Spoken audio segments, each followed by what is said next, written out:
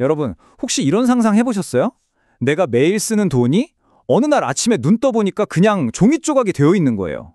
내가 받은 월급이 말 그대로 휴지보다 가치가 없어지는 세상. 이게 무슨 공상과학 소설 같은 얘기냐고요? 아니요. 이건 인류 역사에서 실제로 그것도 계속 반복되어 온 끔찍한 경제 재앙, 바로 초인플레이션 이야기입니다. 자, 한번 제대로 파고들어 보죠. 자, 화면에 보이는 이 숫자 좀 보세요. 0이 대체 몇 개인가요? 하나, 둘, 무려 14개나 붙어 있네요. 100조. 네, 100조입니다. 이게 뭘까요? 무슨 어마어마한 기업의 시가총액? 아니면 뭐 한 나라의 1년 예산이라도 되는 걸까요? 놀랍게도요, 이건 실제로 발행됐던 화폐의 액면가입니다. 네, 진짜로요. 100조 달러짜리 지폐예요. 와, 그럼 이 어마어마한 돈으로 대체 뭘 살 수 있었을까요? 집 한 채? 아니면 멋진 자동차? 그것도 아니면 뭐 최소한 근사한 저녁 식사 정도는 할 수 있었을까요?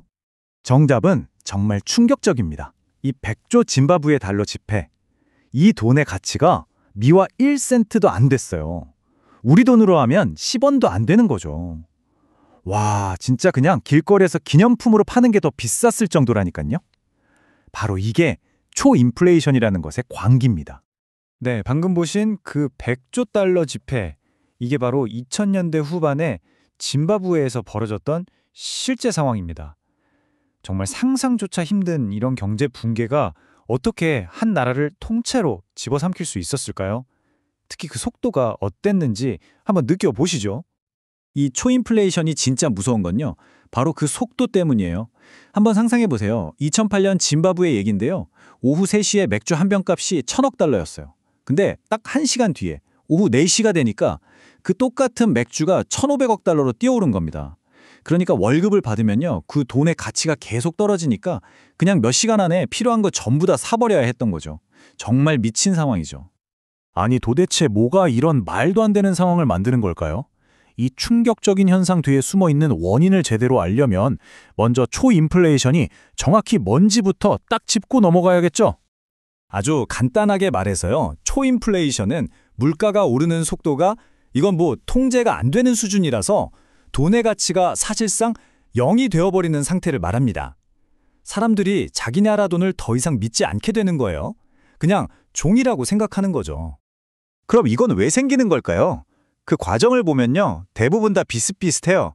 먼저 정부가 돈이 엄청나게 필요해져요. 뭐 전쟁을 해라 한다거나 아니면 무슨 대규모 사업을 벌인다거나. 근데 세금만으로는 도저히 감당이 안 되는 거죠. 그럼 어떻게 하겠어요?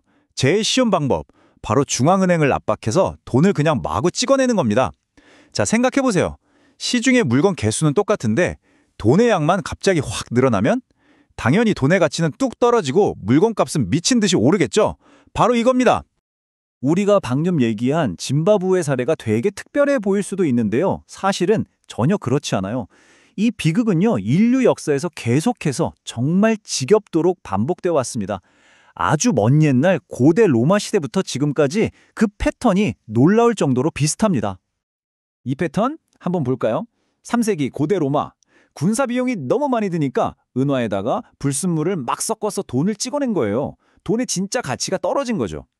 그러다 18세기 프랑스 혁명 정부는 재정 위기를 해결한답시고 세상에 400억 리브르라는 지폐를 발행했다가 경제 전체를 그냥 무너뜨렸어요. 미국 남북전쟁 때는 남부연합에서 생계비가 무려 92배나 폭등했고요. 그리고 아마 가장 유명한 사례일 텐데 1차 대전에서 진 독일 바이마르 공화국. 전쟁 배상금 갚으려고 돈을 찍어내다가 역사의 길이 남을 초인플레이션을 겪었죠.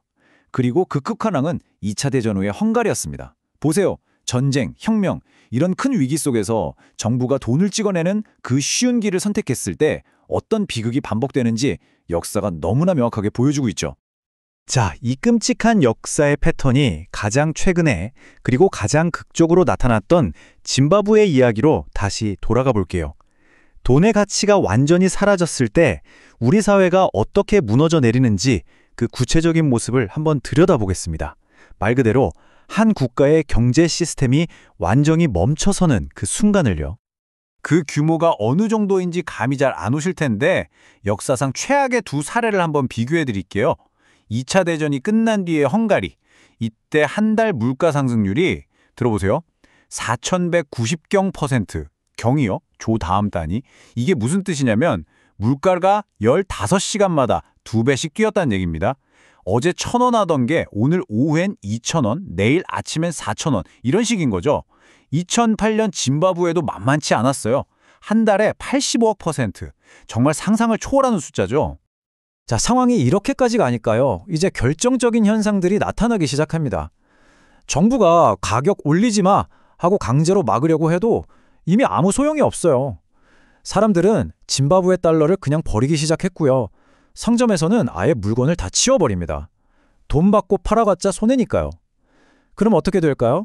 사회가 돈이 없던 원시 시대로 돌아가는 거예요. 물건과 물건을 직접 바꾸는 물물교환 경제가 되는 거죠. 결국 정부도 두 손 두 발 다 들고 자국 화폐를 포기하고 그냥 미국 달러를 공식 화폐로 쓰게 됩니다. 그리고 2015년 짐바브웨 정부가 자국 화폐를 공식적으로 포기했을 때 환율이 어땠는지 아세요? 미국 돈 1달러를 바꾸려면 3경 5천조 짐바브웨 달러가 필요했습니다. 3경 5천조요. 이 숫자 하나가 화폐라는 게 어떻게 그 의미를 완전히 잃어버릴 수 있는지를 그냥 적나라하게 보여주는 거죠. 자, 지금까지 정말 끔찍한 역사적 사례들을 쭉 살펴봤는데요.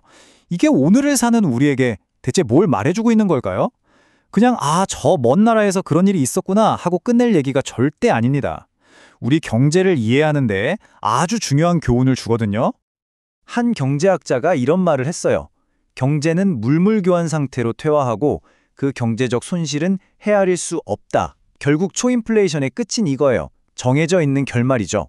우리가 수백 년에 걸쳐서 정말 힘들게 쌓아올린 이 현대 경제 시스템 전체가 그냥 멈춰서고 원시시대로 돌아가 버리는 겁니다. 그래서 마지막으로 여러분께 이런 질문을 한번 던져보고 싶어요. 우리가 왜 뉴스에서 물가가 2%, 3% 올랐다는 말에도 그렇게 민감하게 반응하고 걱정하는 걸까요? 어쩌면 우리 마음속 아주 깊은 곳에 이 작은 인플레이션이 혹시라도 통제 불능 상태가 돼서 오늘 우리가 이야기한 이 끔찍한 초인플레이션으로 번질지도 모른다는 어떤 원초적인 공포가 자리 잡고 있기 때문은 아닐까요? 한 번쯤 생각해 볼 만한 문제인 것 같습니다.